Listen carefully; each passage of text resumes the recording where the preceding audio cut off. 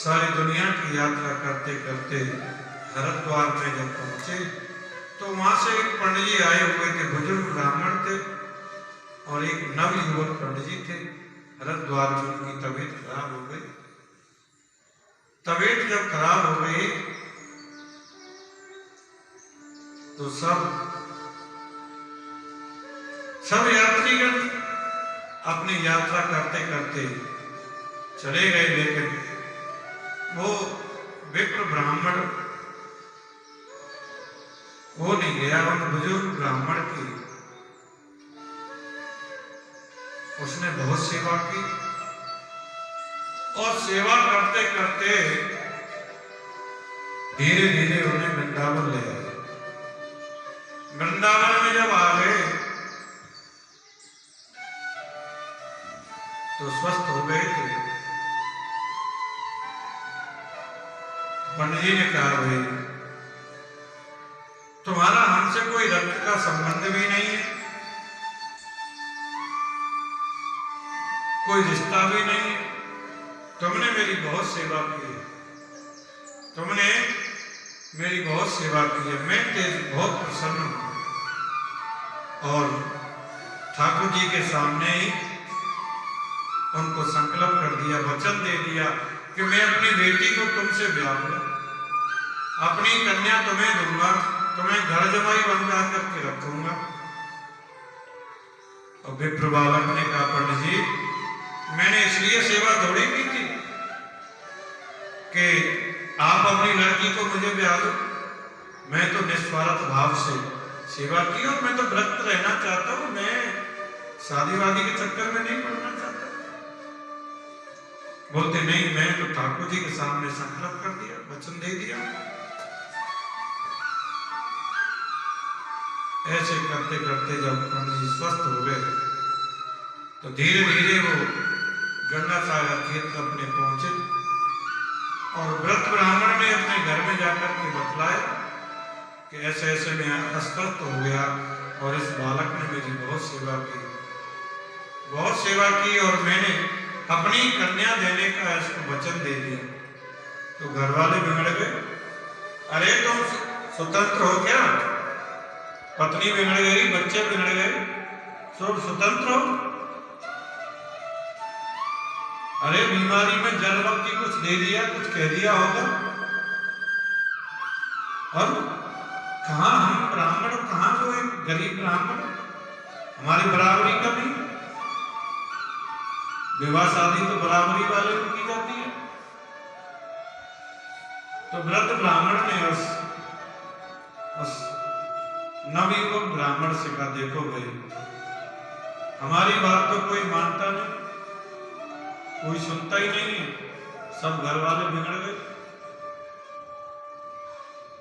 तो उस बालक ने कहा, पंडित जी मुझे विवाह की इच्छा नहीं है और मैंने तो निस्वार्थ भाव से सेवा की थी, लेकिन तुमने इतने सुकृत, तुम्हारा वचन असत्य झूठा हो रहा है, इसमें तुम्हारे सुकृत नष्ट हो गए, तुम्हारे सारे सुकृत नष्ट हो जाएंगे।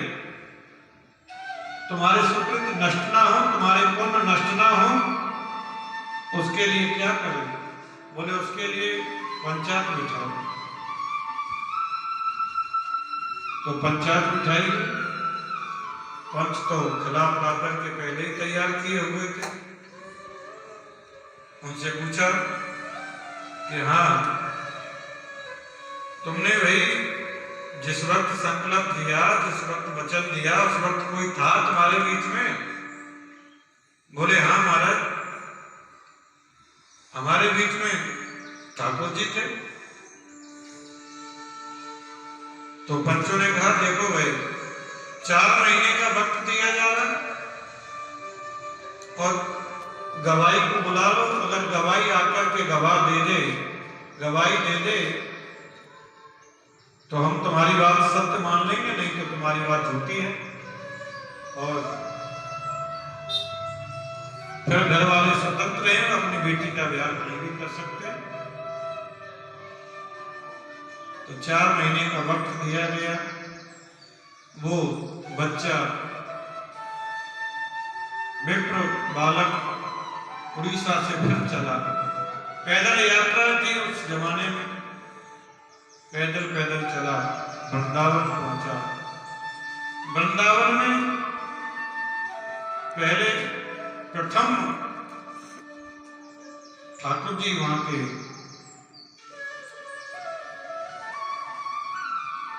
गोविंद देव जी हैं, तो गोविंद देव जी का ही मंदिर था। बांके बिहारी का राकट तो बाद में हुआ। तो गोविंद देव जी के मंदिर में आकर के बैठा। 3 दिन हो गए।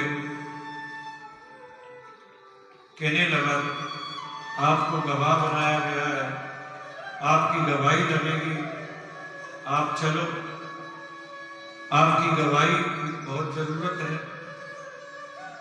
3 दिन हो गए बैठे बैठे। ठाकुर जी कहां सुने, ठाकुर जी कहीं बोलते। अब 4था दिन हुआ।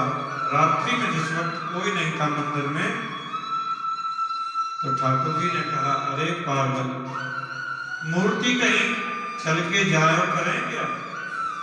अरे कहो की गवाही दें क्या?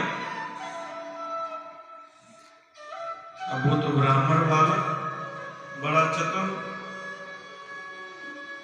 तो कहने लगा महाराज जो मूर्ति बोल सकती है तो वो क्या वो चल नहीं सकती?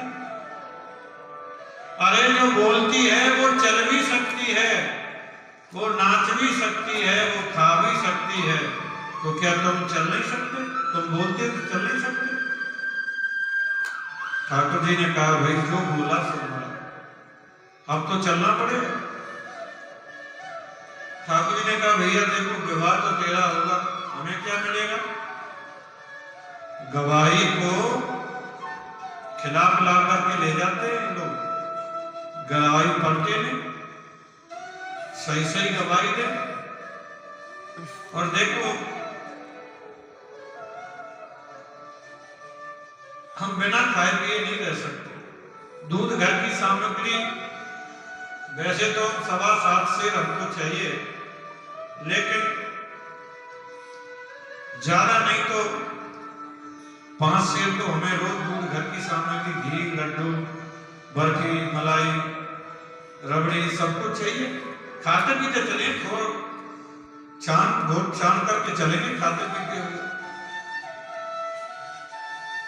ब्राह्मण वाला कहने लगा महाराज चलो चाहे मत चलो, लेकिन इतना हम कहां से करेंगे? बोले उधार ले लो, हमारे पास बहुत माल है। तो उन्होंने सोने का एक खड़ूला उस बच्चे को दे दिया, और इसको बेच करके सामग्री ले लो उधार, बाद में चुकाते रहना, लेकिन खाते पीते हुए चलेंगे, ऐसे नहीं,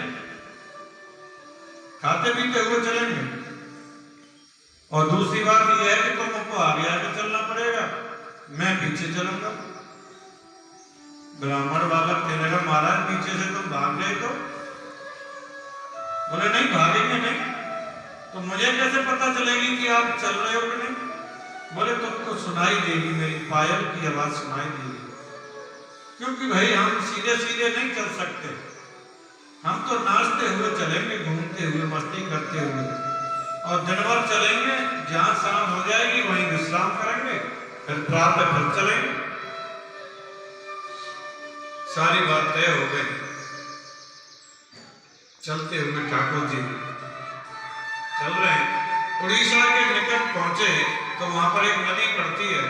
नदी के किनारे किनारे बालू में जब चलने लगे तो पायल की आवाज बंद हो गई। बालक सोचने लगा कि ऐसा तो नहीं, ठाकुर जी वापस पीछे चले जा रहे। और दूसरा भाव ये आया, देखूं तो सही गोविंद चलते हुए कैसे दिखाई देते हैं। जैसे ही उसने पलट करके देखा तो ठाकुर जी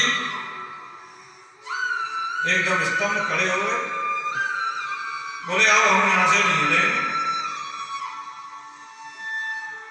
बालक कहने लगा भगवान थोड़ी दूरी तो रहा, चलो 2 किलोमीटर दूर है, बस थोड़ा सा और चल दीजिए, और उसके बाद तो फिर। भगवान कहने लगे अरे भले आदमी, पंच के इतने लाड़साब हो गए कि हम वृंदावन से चल करके इतनी दूर तक आ गए, तो क्या वो यहाँ पर नहीं आ सकते क्या? जाओ उनको बुला करके कहो गवाई आ गया है। अब तो ठाकुर जी उन्होंने जाकर के गांव में कहा कि ठाकुर जी गवाही देने के लिए आ गए।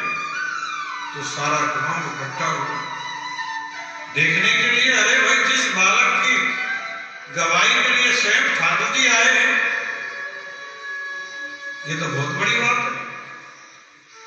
सब पंच जन इकट्ठे हुए, पूरा गांव एकत्रित हुआ। पंचों ने पूछा, हाँ तुम्हारे सामने गवाही दी? बोले हाँ, मेरे सामने संकल्प लिया।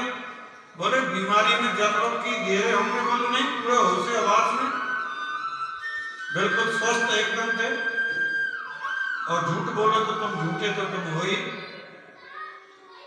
झूठे तो तुम हो ही। इसीलिए पूरे होशो हवास में इन्होंने संकल्प दिया अपनी बेटी का। ठाकुर जी ने इतनी बढ़िया गवाही दी। अब तो सब लोग कहने लगे, भैया हमारी बेटी ले लो, हमारी कन्या ले लो, हमारी बहन ले लो। ठाकुर जी कहने लगे, भैया देखो, ज्यादा विवाह तो हम ही कर सकें, ये तो एक ही विवाह करेगा। हाँ, ये तो एक ही विवाह करेगा। तो उसके साथ में सब घर वालों ने मिलकर के उस ब्राह्मण के साथ में विवाह कर दिया। मेरा कहने का भाव यही है, अयम भक्तम पराधीन। गोविंद आज भी अर्चा अवतार से आज भी भक्त के अधीन है। जैसे खिलाते हो वैसा खाते हैं, जैसा सुलाते हो वैसा सो जाते हैं, नहीं तो भूखे ही बैठे रहते हैं। कभी ये नहीं कहते भाई हमको भूख लगी है कुछ खाने को दो। जैसा तुम दे देते हो वैसा ही खा लेते हैं। अयम भक्त पराधीन, अयम भक्तम